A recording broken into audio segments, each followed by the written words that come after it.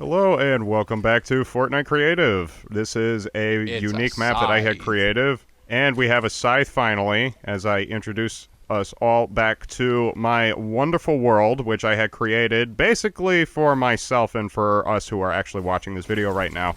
In the last part, and introduce you to the premise of this user-created level I had created. The Frost Giant of Steel Mountain is the name of the map. We haven't met the Frost Giant yet. We are powering down the door that is protecting him in his fortress that is encased in a giant steel box. We had hit one of these power switches during the last part. Now in this part, we're going to make even more progress in taking out his defense. All right, so I take it that the zombies that spawn across the map get slightly stronger as you progress through the objectives. That is a good question. The question is, can you modify the... Well, I tell you what you can do. Instead of modifying the stats of a zombie you already have assigned, you can instead set a conditional setup to turn off one spawning enemy and turn on another one, and this newly activated one would be more powerful. Okay. That's what I would do. Huh.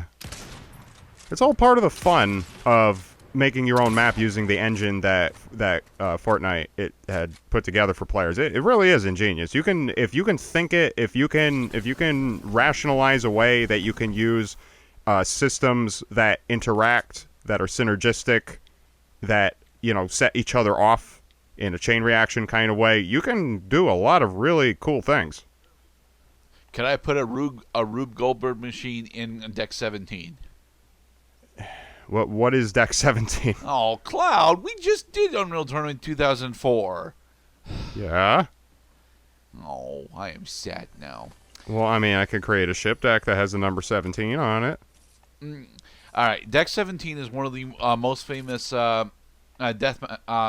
maps from Unreal Tournament. It is relatively simple. It's got three. It's got three three or more levels, depending on how you want to determine those levels of elevation. It's got a dedicated sniper nest, relatively close but still far apart enough weapon spots so that knowing the map is important but not necessary. It's just really goddamn fun to go through. Nice. And I ask this because Unreal Engine 5 recently got its release trailer and its state of play a couple weeks ago.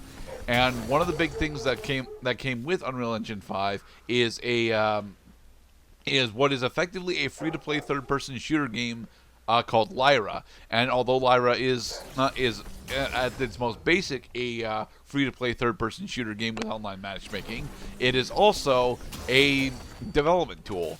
It has access to a majority of the Unreal Engine assets out the gate, and is relatively interesting to see what they were doing with it during the State of Play event. I have this problem with this because Epic Games have been unable to actually cash in or develop Unreal Tournament since Unreal Tournament 3 came out, and Unreal Tournament 3 was such a huge departure from the rest of the series that it effectively killed the franchise. It is very sad for me. Well, it is nice that at least players had an avenue to use the existing Unreal Tournament assets in order to create their own things, not unlike... No, they did not. Unreal Tournament 2004 did most certainly have an editor, but its editor was extremely limited and had to be patched by players in order to get a majority of the really good user content that came out of it, specifically a much more fleshed out invasion mode. Yeah, the best things, of course, are hacked together by players who really like the game enough to play it their own way. Kind of like the Guitar Hero note track that you could hack as early as PS2 in order to insert your own songs and your own note board and make some really cool videos. Yeah, but I gave up on Clone Hero after I switched out to this keyboard. So I just if I wanted ever to get an show... actual good keyboard, I'll probably end up going back to Clone Hero, despite the fact that it hurts my hands to play it now. I just wanted to show all players that, yes, as a matter of fact, the door to the Frost Giant is still locked. You have another 4 power switches to go, mister, and that door will not open until you hit every last one of them. Chug splash. Chug-a-lug, chug-a-lug, chug-a-lug. See, this is a game designed for teenagers. Of course, it's not beer in there. It's soda. Chug cola. Boom. Pop. Wonderful. Now try not to take falling damage. Any allies that are hit with that splash get shield as well, right? That's correct, and that is definitely helpful for duos, trios, or squads. I've only ever played duos or trios or solo. Squads, yeah, I'd rather not talk about that squad's experience. Other area of effect type things, Med Mist is a thing that has been appearing and disappearing throughout Fortnite's history. That also has like a little field spray of effect that will affect all players inside the vicinity. And on the opposite end of the spectrum, of course, are explosives that affect more than one enemy object at a time. So is there a limited number of spawns for the zombies at least? Nope, because every time these zombies die, it sends a point. It's what it does is that it's an alternating switch. So the switch activates every time you kill a zombie, and when the switch is triggered, it spawns a zombie. Okay. Damn it, I keep banging my elbow against my monitor. So all these zombies are supposed to do is slow you down. That's why they're here. You're not supposed to spend all of your time killing them, because the more time you spend killing them, the more time you're not spending going after the switches, your actual objective. And so by all means, just rushing towards the other 4 points, because you as the map designer know where they are. Of course I know where they are, but then what's the fun in me just speeding through the map if I don't at least show where all the really cool doohickeys are? I spent a lot of time putting this map together, gosh dang it. I want everybody to see where the things are. Glug, glug, glug, glug, glug, glug, glug, glug, glug, glug, glug, glug, glug. Yeah, the chug splashes are way better than the shield potions. Zombies. These zombies, dude, they can get a nice little jump scare out of you if they just pop up out of nowhere. These guys are moving at max running speed, so they will catch up to you regardless of how fast you're running. You guys can't reach me up here. More shield potions. Oh god, they clip through the environment. They clip through the environment.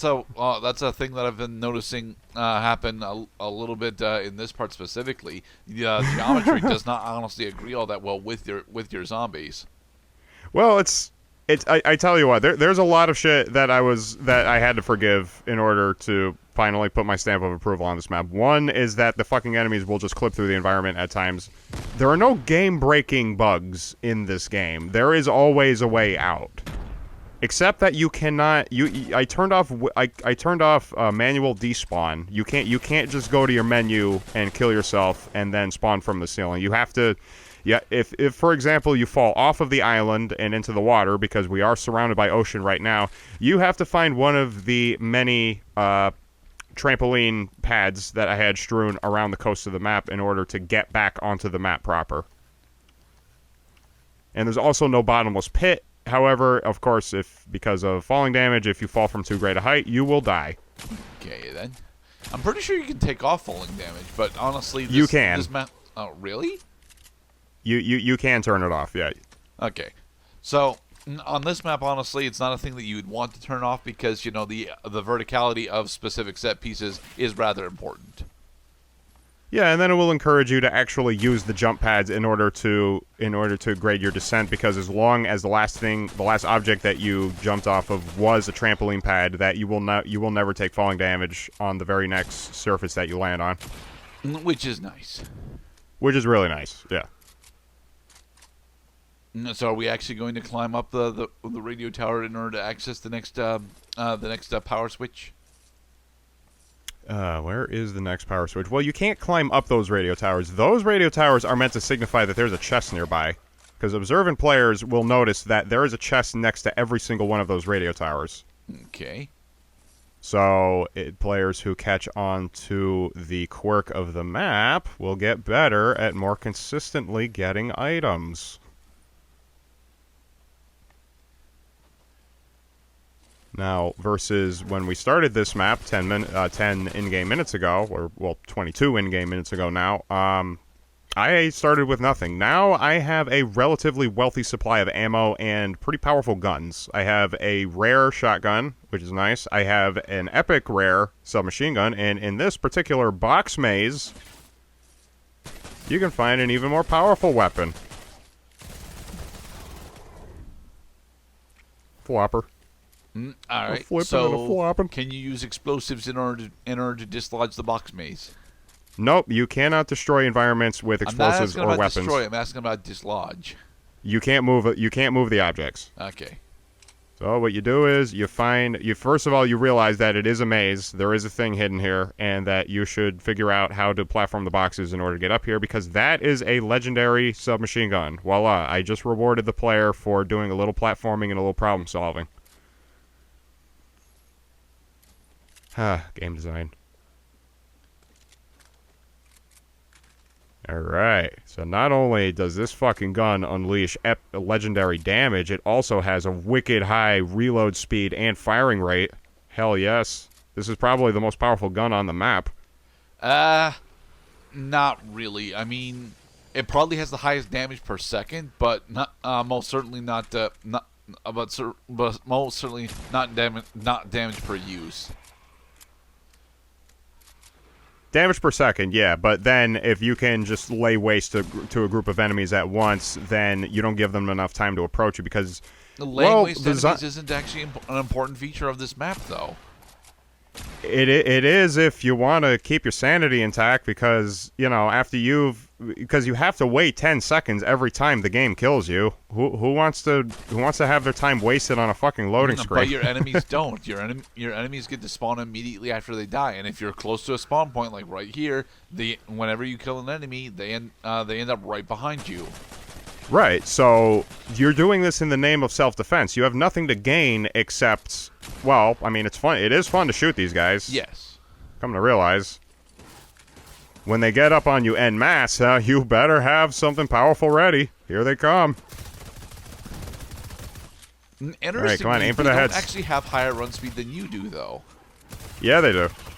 Especially when you're walking backwards, because in Fortnite you're walking backwards, certainly, but not when you're actually running forwards. I mean, you run. I'm not seeing a stamina meter, and I'm not familiar enough with Fortnite to know if you actually have a limited runtime.